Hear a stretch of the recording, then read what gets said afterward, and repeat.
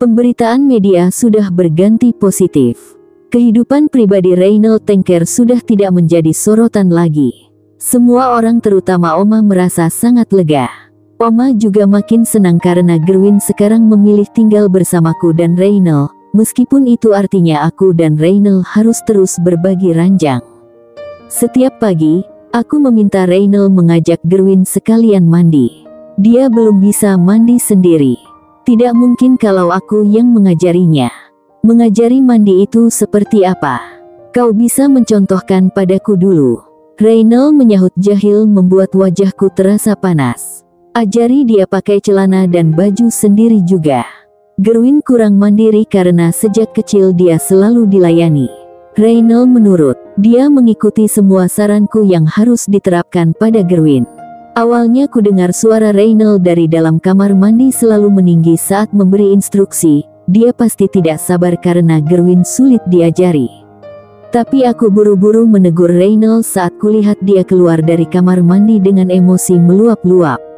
Kalau kau membuatnya tertekan, tidak akan ada pelajaran yang bisa dia serap, dia justru bisa trauma.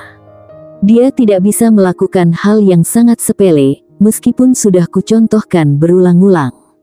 Sepele itu bagimu. Rasanya lebih mudah membangun sebuah hotel daripada mengajari dia pakai celana, keluh Reynald. Aku berdecak, kalau kau tidak telaten menangani adikmu sendiri, kau mana bisa ikut aku jadi volunteer di panti tunanetra? Apa yang membuatmu bisa sabar? Reynald memandangku tak habis pikir. Kebahagiaanku adalah saat aku bisa berbagi dan berbuat sesuatu untuk orang lain.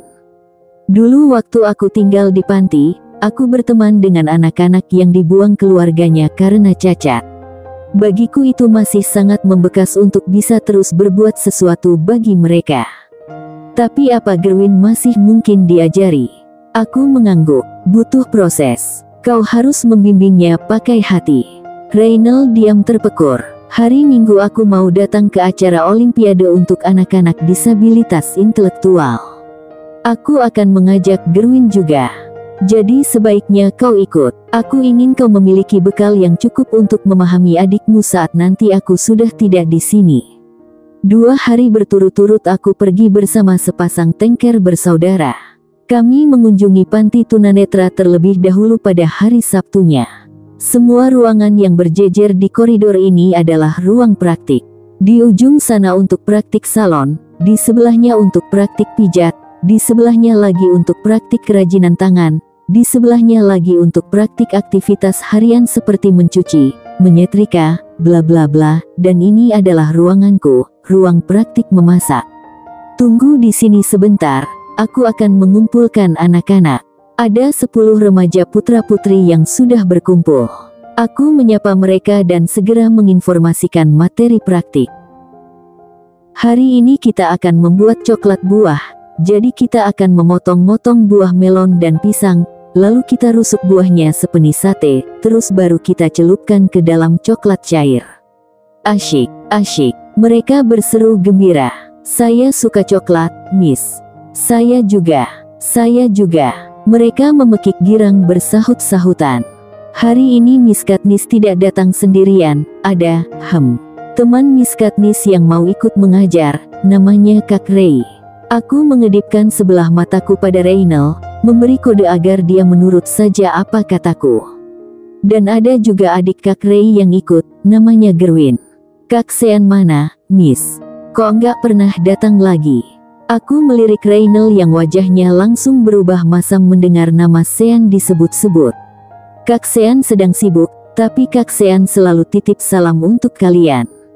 Oh ya, sekarang kita cuci piring-piring tempat buahnya dulu ya, ucapku buru-buru ganti topik. Boleh aku dampingi mereka cuci piring?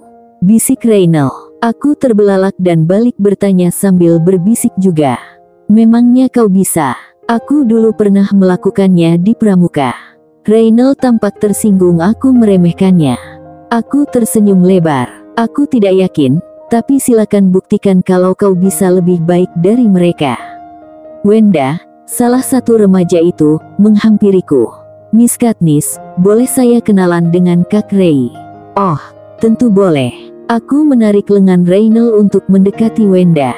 Reynel menoleh padaku dengan tatapan mohon penjelasan. Aku hanya menunjuk dengan daguku sebagai isyarat ikuti saja apa keinginan Wenda. Wenda mengulurkan kedua tangannya untuk mengusap wajah Reynel. Dia meraba satu persatu bagian wajah Reynel mulai dari kening, alis, mata, hidung, pipi, dan bibir. Teman-teman, pekik Wenda mengagetkan, Kak Ray sangat ganteng. Sontak saja Reynel langsung dikerumuni remaja putri. Aku mau kenalan juga. Aku duluan. Aku dulu. Aku hanya tersenyum geli melihat bagaimana Reynel mengerling padaku meminta bantuan. Hari Minggunya, ada beragam kejuaraan atletik di ajang Soina Special Olympic Indonesia, organisasi yang khusus melatih orang-orang dengan disabilitas intelektual dengan tingkat kecerdasan di bawah rata-rata normal, tapi memiliki kemampuan motorik yang bagus. Di acara Olimpiade spesial tahunan tingkat nasional itu, supaya tidak kelihatan terlalu mencolok, Reynel ku minta mengenakan kaos polos putih, topi, dan kacamata hitam. Apa aku perlu pakai masker?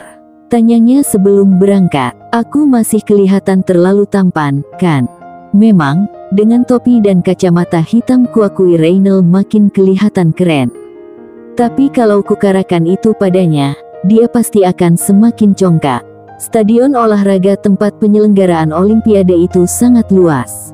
Pertama-tama aku mengajak Reynel dan Gerwin menyaksikan lomba lari. Reynel tertawa saat melihat ada peserta yang di tengah lintasan mogok berlari dan justru tidur terlentang, lalu panitia menghampirinya untuk merayu-rayu bangun. Sementara peserta lainnya yang sudah sampai finish, harus langsung diberhentikan panitia supaya tidak terus berlari. Tapi terjadi kehebohan saat sedang pembagian piala. Ada satu peserta yang muntah-muntah karena panitia tadi lupa menghentikannya di garis finish, sehingga saat lomba sudah selesai dia masih saja terus berlari sendirian. Lalu kami pindah ke arena olahraga lompat jauh. Ada peserta yang melambai-lambaikan tangannya ke penonton, dan mengambil ancang-ancang dengan gaya yang sangat profesional. Semua penonton berseru mengeluh-elukannya karena penasaran seberapa jauh lompatan yang bisa dicapai. Si atlet ini lalu berlari kencang, tapi berhenti di garis landasan tanpa melompat. Dia terdiam sejenak, dan perlahan menggerakkan kakinya masuk menginjak papan pasir landasan. Hanya satu langkah. Setelah itu dia membalikkan tubuhnya menghadap penonton sambil bersorak penuh kemenangan. Di arena bulu tangkis, dua peserta yang bertanding sama-sama menunduk berdoa sebelum memulai permainan. Mereka saling bergantian mendongak untuk melirik apakah lawannya sudah selesai berdoa atau belum.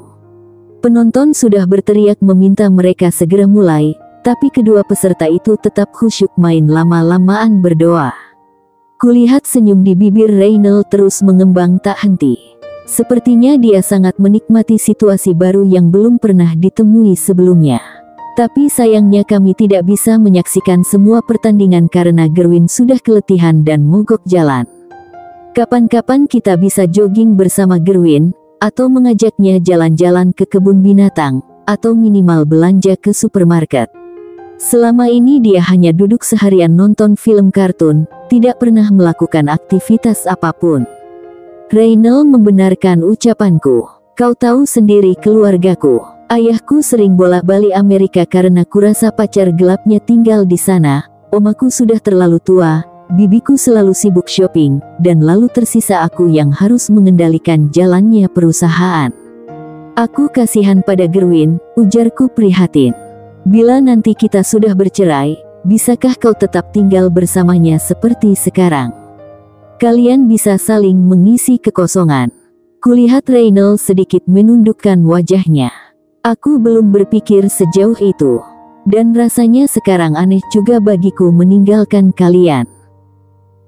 Kalau kamu suka dengan cerita ini, yuk subscribe dan like dulu. Jangan lupa aktifkan tombol notifikasinya juga. Terima kasih.